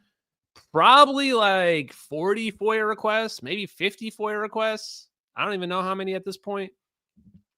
Finally got one back that actually had information in it. Now, the craziest part is this is the one I didn't expect anything from. The Department of Energy. Department of Energy responded. I didn't even know what they were going to give me back. So what I requested from the Department of Energy. Oh boy, I have to find the email now. It's technically in here. Oh, here it is. The following search. So the way the Department of Energy works is they just search their database. You tell them what you want them to search, and they just search. So you have to tell them exactly what words you want to search for. So here are the words. Actually, I'll just share it with you guys. These are what I asked them to search for. This is actually the full response. So I'm sharing it on this jump share location because I don't have Microsoft Word on this computer. Okay. Condensed charge. The reason why I had them do condensed charge is because that's what Hal Puthoff and Ken Shoulders were calling the EVOs, the plasmoids. Now I know I don't want to be searching for condensed charge. I want to be searching for field reverse configuration, FRC. So my next FOIA request is going to be for FRCs, but you live and you learn. I also searched for low energy nuclear reactions, LENR, lattice confinement fusion. I now wish I had searched for inertial confinement fusion, but we got to be even more specific than that. It's not enough for us to just be looking for lattice confinement fusion. We need inertial confinement fusion or magneto-inertial confinement fusion. That's what they're really working on. And then I also asked, I wanted authors, all the scientific papers for Hal Puthoff, Ken Shoulders, and Larry Forsley. Now, the reason why I added Larry Forsley on here, I kind of regret it now, but not really after looking at the results. I just had Larry Forsley on here because I knew he was connected to lattice confinement research, and I wanted to see what these guys are hiding, right? I got a huge number of responses back for Larry Forsley. I was kind of blown away. So I'm just going to do high level. We don't have time to go through all this tonight, and I just got this back. So actually, I got it back a week or two ago, but I didn't look at it until just today. Condensed charge. There's only one response for condensed charge. You can see they divided up between classified, declassified, and unclassified, which is interesting. So their database has 3 different categories in it. It has classified stuff, declassified things, and then just things that they have that aren't classified at all. Pretty interesting. And this one's called Quantum Theory of Atoms in Molecules in Condensed Charge Density Space. That one seems like kind of a miss, but it does also seem interesting. It does seem interesting, but it's not what I was looking for. That one was not what I was looking for. Lattice confinement fusion. 49 responses. 49 different responses. Several of these are probably Larry Forsley, because Larry Forsley is literally the guy that coined the term lattice confinement fusion. So this is pretty much cold fusion. I mean, not pretty much. It is cold fusion. Lattice confinement fusion is cold fusion. The reason why it's cold fusion is because they're literally just sticking metal rods in water, running electricity through it, and fusion is occurring. That's why it's cold fusion. So here's 47 papers. And some of these are like presentations. Some of this stuff is physical review. You can check all that out. Oh, this is a lot. Can I make this thing on the right go away? Whatever, who cares? Okay, the next one, LENR, Leonard. 58 responses. 58 for Leonard. I've made this available on the Discord, by the way, so if you want your own version of this, I don't think it has any personal information in it, so I just made this available on the Discord. If you want your copy, you want to review it, you want to look up each of these papers, you can check it out yourself. I'm going to probably read through quite a lot. This is a gold mine. I mean, this is a lot of stuff to dig through. And here's the other thing that's interesting about it. This doesn't have everything. So this is a curated list that the database has. How do I know that? You're going to find out in just a few minutes. Hang on to your britches. But this is a curated list. So what this tells me is that the Department of Energy is basically taking stuff that they think is relevant and adding it to their database. Or there's other options. I mean, maybe people can just optionally add stuff. My guess is the Department of Energy has some pretty strict guidelines about what things get added to their official databases. I doubt that it's just everything that's out there. In fact, I know it's not everything that's out there. So let's go through, skip through this part. This is the LENR part, right? So a lot of stuff about Leonard, low energy nuclear reactions. Again, this is also cold fusion. Also cold fusion. Everything is sourced. This is actually, I like this response. Like, yes, these are all just publicly available scientific papers. So, because somebody replied and said, you didn't get anything back. All you got back was publicly available scientific papers. Yeah, what do you guys think that I do all day? All I do after I do my job is read publicly available scientific papers and present them to you. That's the secret about this. A lot of the stuff's not classified because nobody understands it. Nobody understands how this stuff works. So there's actually like legit info in these sources that we're looking at here. Okay, so now we're gonna get to the spice, chat. Let's look at the authors. Let's look at the authors. Where's the Ken Shoulder? Hal Puthoff, chat. Search term: Harold Puthoff or Puthoff H. There are only 4 responses. So Hal Puthoff has several dozen scientific papers. and only 4 of them are added to this list in the Department of Energy. Only 4. What 4 are they? Well, let's take a look. Relativistic integro-differential form of the Lorentz-Dirac equation in 3D without runaways. Okay. So what this is all about is how we can show that we do not get runaway energy amplification. Energy amplification actually may not go entirely to infinity. It may cut off at some point. The next one, though, was the real interesting one. Gravity as a 0-point fluctuation force. Wait for it.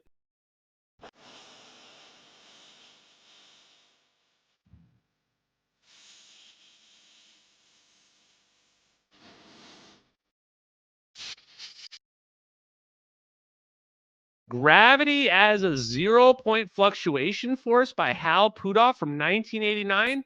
Wait a minute, chat. I know about that paper. Hold on. Are you ready for this little fun? What do you guys think I'm about to pull up here? Who's this guy?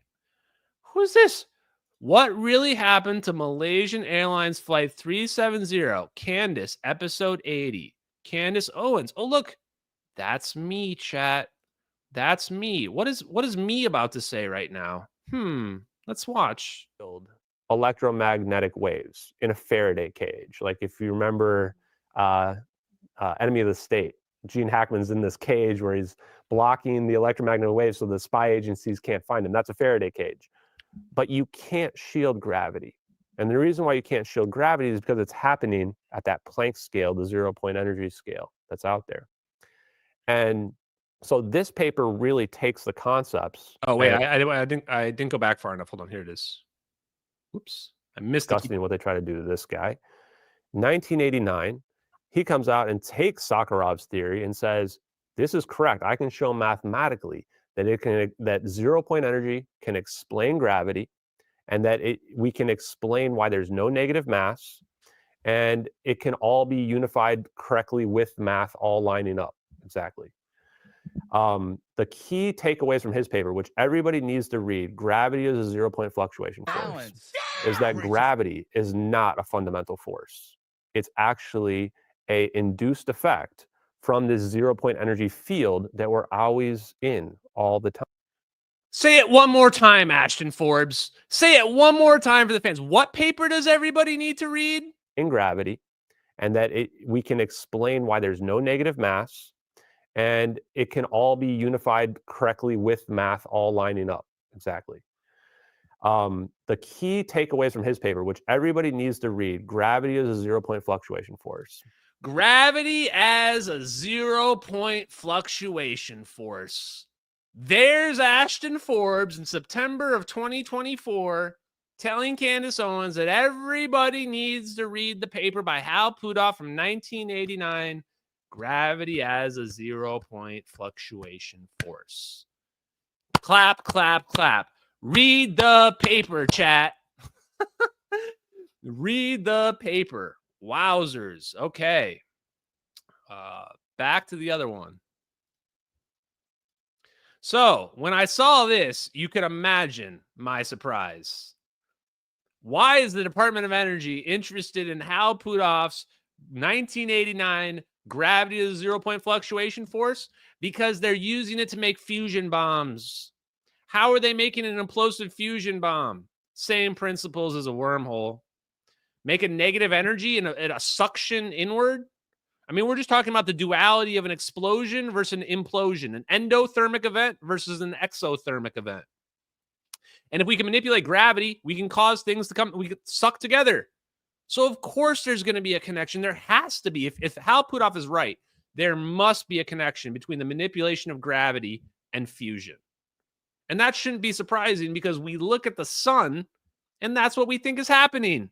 We think the gravitational pressure is causing fusion to happen.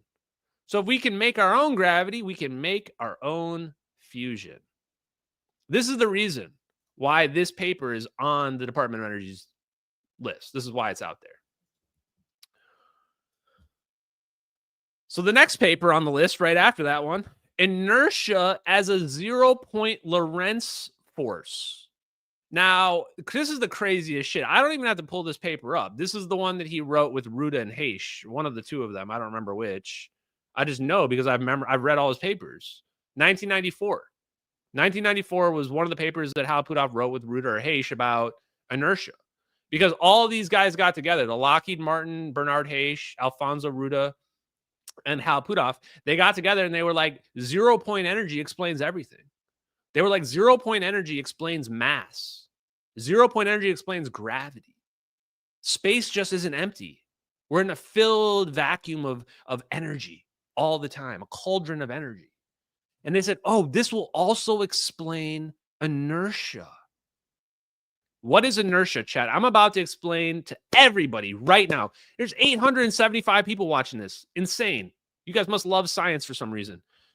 What is inertia and what is 0-point energy? Everybody's going to be able to understand this analogy I'm going to give you right now. Work, a force.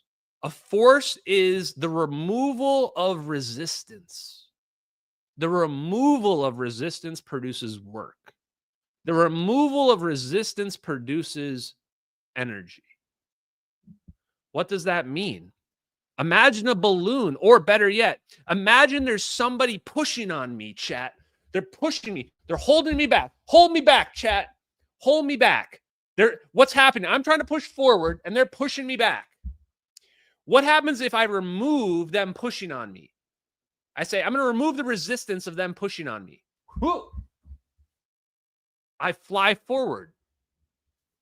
If I remove the resistance in front of me, I fly forward, right? Now, what if the 0-point energy all around us is the resistance? We are in a sea of 0-point energy. It's the resistance. When I move from here to here or here to here, I'm moving through the resistance of the 0-point energy. The reason why I don't instantly teleport from here to here is because I have to move through the 0-point energy. It's pushing back on me. It's very weak because I'm very strong. Ooh. But that weak thing, that weak little force still adds up. And that's the reason why we have what we call distance. It's all pressure. Pressure. Just like with the balloon. What happens when you remove the pressure from the balloon? It expands. It expands. It does work. And this is what Paul Thibodeau said. Paul Thibodeau, of his graphene-free energy device, his literally unlimited battery, his battery that is default charge state is above 0. He says, just like with the balloon, if you take a brick off of the balloon, it'll expand. And it's increasing in energy. So now if I squeeze it, or maybe I have it backwards. So if I add a brick onto it, I'm gonna compress it back down again. This is the same concept as manipulating the 0-point energy. You're saying, you're either removing the resistance or you're adding resistance. It's that simple. It's just like understanding pressure. Because why? Gravity is a pressure force. Gravity is a pressure force. So let me play another clip real quick, just to drive that home. And this is, I've played this clip several times and I post it pretty frequently as well, but it's because it's so important.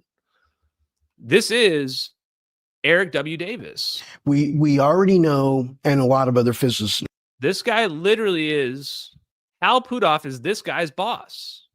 Hal Puthoff is this guy's boss. That we already know, and a lot of other physicists know, that Einstein proved that gravity is not a fundamental force of nature. It emerges from the fabric of space-time when it's distorted or curved or bent. And Sakharov, he believed that the metric elasticity of space, described by the space-time metric, which is just a very simple equation, actually.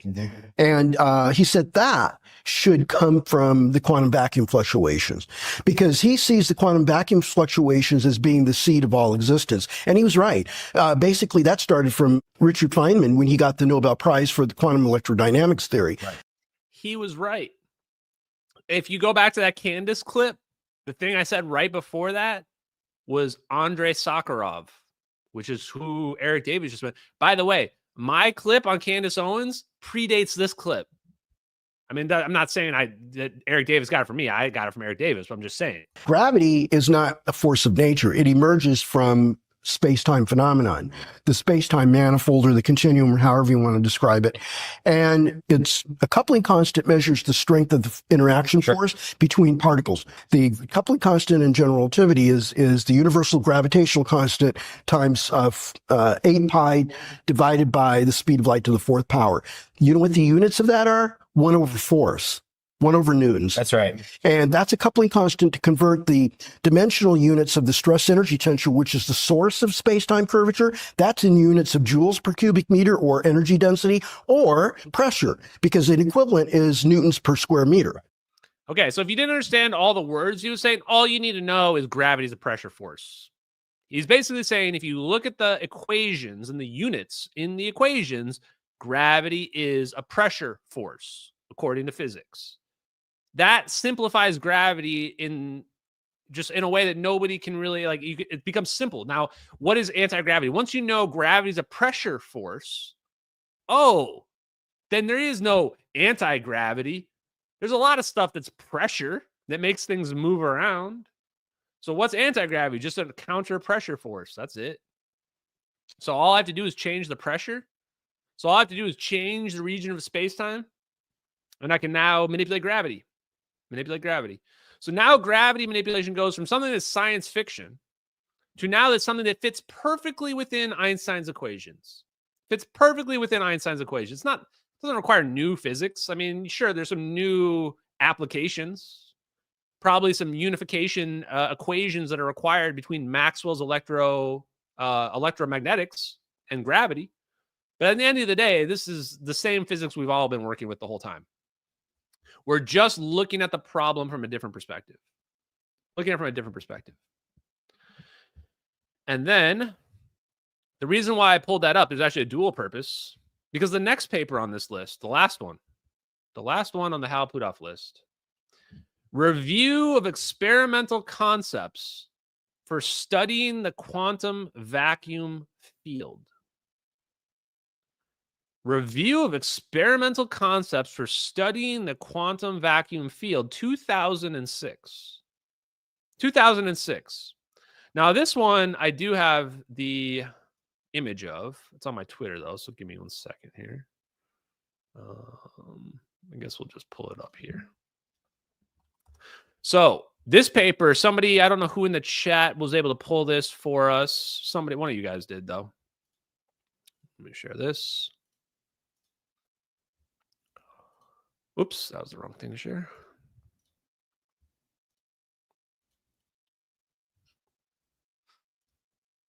I really wish StreamYard would fix the default thing here. Okay, so there's the thing I showed. Here it is. Review of experimental concepts for studying the quantum vacuum field. Eric W. Davis, Bernard Haish, Hal Puthoff, Alfonso Ruda, and actually Cole as well. Cole was the other person that Puthoff was writing papers with.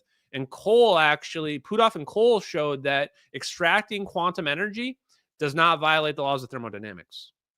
So one of the first things that you hear from people that are like normies, that are like decades behind where we're at right now, is you tell them we can extract this quantum energy.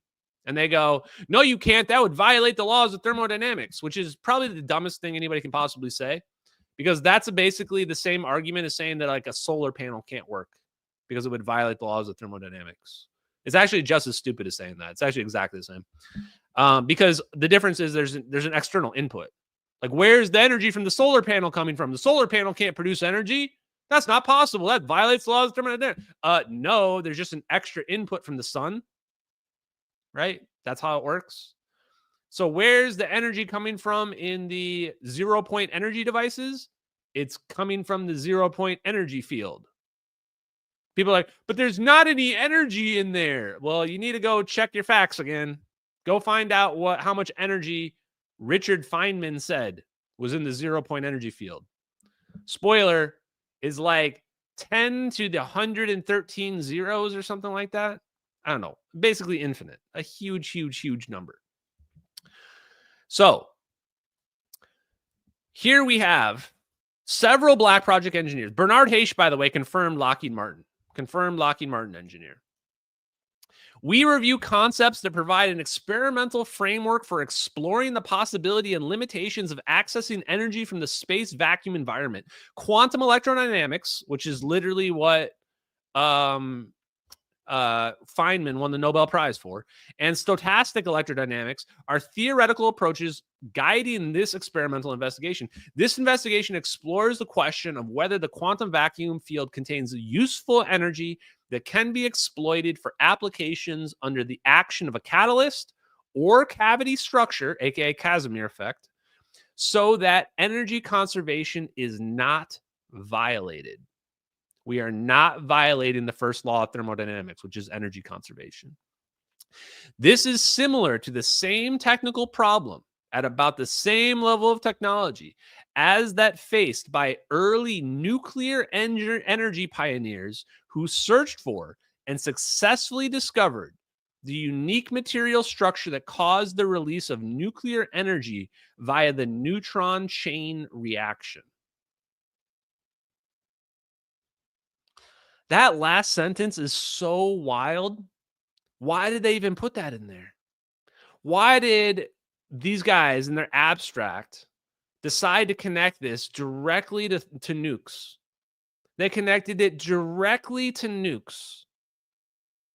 I mean, there's literally no one could convince me that UFOs are not connected to nukes. No one in this world can convince me of that. There's no doubt they must be connected. This is the same technical problem and the same level of technology faced by early nuclear energy pioneers who eventually successfully discovered that we can do nuclear energy from neutron chain reactions. So that what he's talking about there is like figuring out that we can cause deuterium and tritium to fuse together and produce a fusion, right? That's pretty much what he's talking about here. Wow. Absolutely wild. Yeah, aliens are definitely real, chat. Of course, aliens are real, but the problem with the alien narrative is that we're just too stupid about it. We're looking at aliens like that there are equals or something like that. Like we're the equals of aliens. We might literally be aliens, but we're not their equals. The aliens that have this level of technology they don't care about us. They don't care about us. We are the equivalent of ants on an anthill. That's the reason why the aliens just don't matter, or they don't care about us. That's why they're not visiting, because we don't matter to them. We feel like we're so special. We're humans on this. We've created this big civilization. We must be so special. God loves us the most. That is such an insanely narcissistic, egotistical view of the universe. We are nothing compared to what the aliens have. The aliens have any universe they want, any number of planets they want, any number of resources they want. They have unlimited energy. They can teleport. They can become invisible. They don't need to even physically visit. They can use drones, maybe avatars. They can probably clone. They can live forever. If you have any of these things, why would you care about humans? Why would you care about dumb monkeys on a primitive rock at the edge of a galaxy, far isolated from everyone else? We're basically Australia living on a prison colony. Like, that's what's going on here. That's why the alien thing is so stupid. Because once you realize the level of technology that is possible, the next logical conclusion is, holy shit, the aliens have free energy and teleportation. That's the next logical conclusion. The aliens aren't less advanced than we are. They're much, much more advanced. So that's why aliens are so stupid. Because what the hell are we going to do? What are we going to say to an alien species that's super more advanced? Please give us your technology and make our lives better. We swear we'll all chop our dicks off and go trans. Like, seriously, I think some people are going to do that. Absolutely wild, guys. Okay, guys, let me take a look at if there's anything else I wanted to discuss here today. Okay, yes, one more thing. We are officially renaming Huntsville, Alabama. It's no longer going to be Rocket City. This is official, by the way. Trad Dad, you get the credit, Trad Dad. I see you out there. Huntsville, Alabama will now be known as Space Juice City. It is official, everybody. This announcement is legally binding. Space Juice City. There it is. Space Juice City, guys. Every time we talk about Huntsville, Alabama, that is the home of Space Juice. That's where all the space juice is being produced and mined and extracted. Space Juice City. We've got it. Absolutely wild. Oh, I missed one thing. Oh, chat. I had so many clips lined up that I missed one. Okay, we have to go back real quick. I can't miss this one. This one's too good. Okay, this is going to be your moment of Zen then. We'll have this be the moment of Zen, guys. Friday and next week, the next two topics, we're going to take another deep look at 0 point energy from Hal Puthoff's perspective, now that we're all a lot smarter than we used to be. And we're also going to take a look at Ripple, the nuclear weapon configuration setup, all the stuff they were doing, Knuckles, Nichols, whatever, all the other physicists. But we need to go back to our vaporizing the terrorists. Obviously, these are terrorists, chat. Hold on. Also, anybody that says these aren't terrorists is also de facto a terrorist themselves. That's how America works, chat. So clearly, these were terrorists. This is how terrorism works, right? We saw some terrorists on a boat, and then we had to shoot them with maybe directed energy weapon, maybe some kind of kinetic thing. Who cares? Nobody really cares. End of the day, sad is to say, nobody really cares that these people got annihilated. It is what it is. Now, why is that the case, though? Why is that the case? Because this is America, chat. This is America. Don't let me catch you slipping up, because this is America.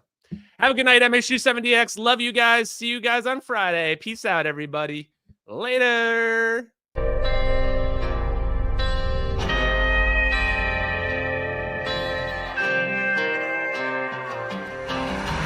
In the fields where the skies are wide, talking about a journey through the cosmic ride. Einstein and Thorne, they set the stage for a trip through time across the space age. Wormholes connect distant points in space, traversable paths to a far-off place. No black holes pull, no crushing weight, just a cosmic tunnel to a distant gate. Talking wormholes, stargates, negative energy, travel through the cosmos, it's our destiny. MH370, where did it go?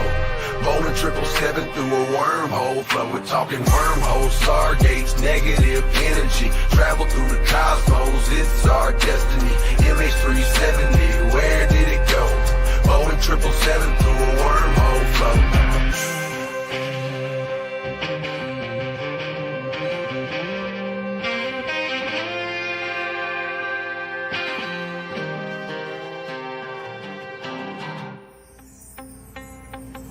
Exotic matter, negative energy's the key to stabilize the wormhole for you and me.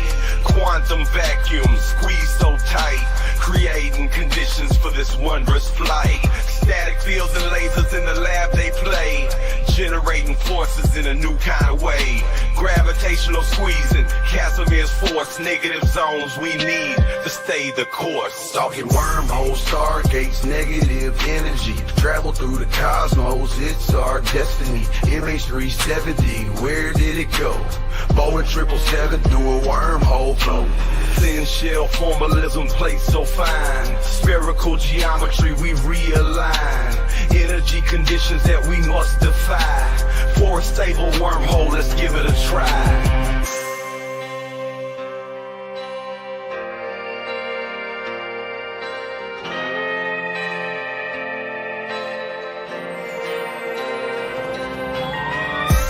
Forces balancing the plate, creating the throat, open the gates, from Earth to the stars in a single bound, a shortcut through space profound.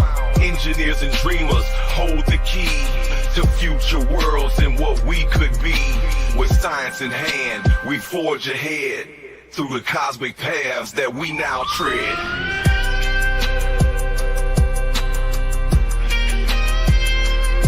We're talking wormholes, stargates, negative energy, travel through the cosmos, it's our destiny. MH370, where did it go?